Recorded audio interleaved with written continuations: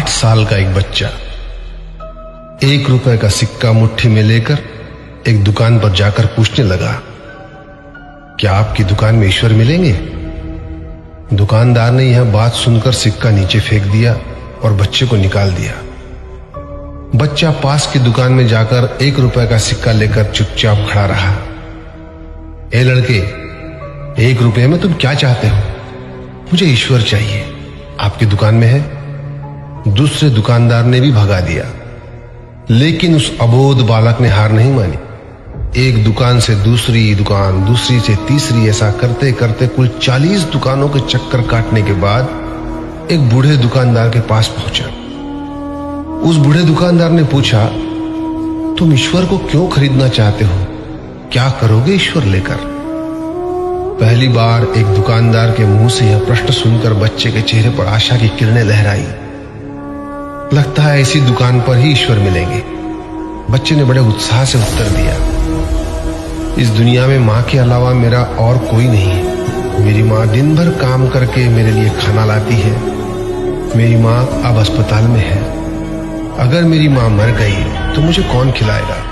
Doctor ने कहा है कि अब सिर्फ ईश्वर ही तुम्हारी माँ को बचा सकते हैं। क्या आपकी दुकान में ईश्वर मिलेंगे? हाँ मिलेंगे। कितने पैसे हैं तुम्हारे पास? सिर्फ 1 रुपया।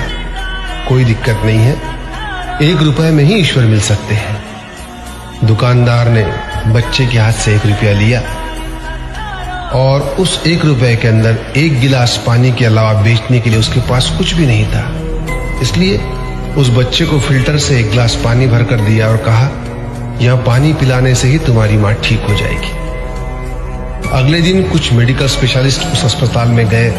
बच्चे की मां का ऑपरेशन हुआ और बहुत जल्दी ही वह स्वस्थ हो गई। डिस्चार्ज के कागज पर अस्पताल का बिल देखकर उस महिला के होश उड़ गए। डॉक्टर ने उन्हें आश्वासन देकर कहा, टेंशन की कोई बात नहीं है।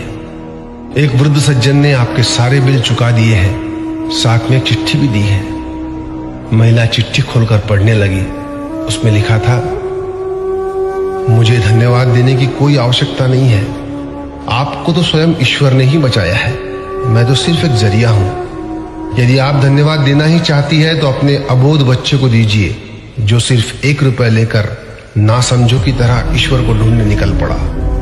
उसके मन में यह दृढ़ विश्वास था कि एकमात्र ईश्वर ही आपको बचा सकते हैं। विश्वास इसी को कहते हैं। ईश्वर को ढूंढने के लिए करोड़ों रुपए दान करने की जरूरत नहीं होती। यदि मन में अटूट विश्वास हो तो वे 1 रुपए में भी मिल सकते हैं। आइए इस महामारी से बचने के लिए हम सभी मन से ईश्वर को ढूंढें, उनसे प्रार्थना करें। आपका दिन शुभ हो।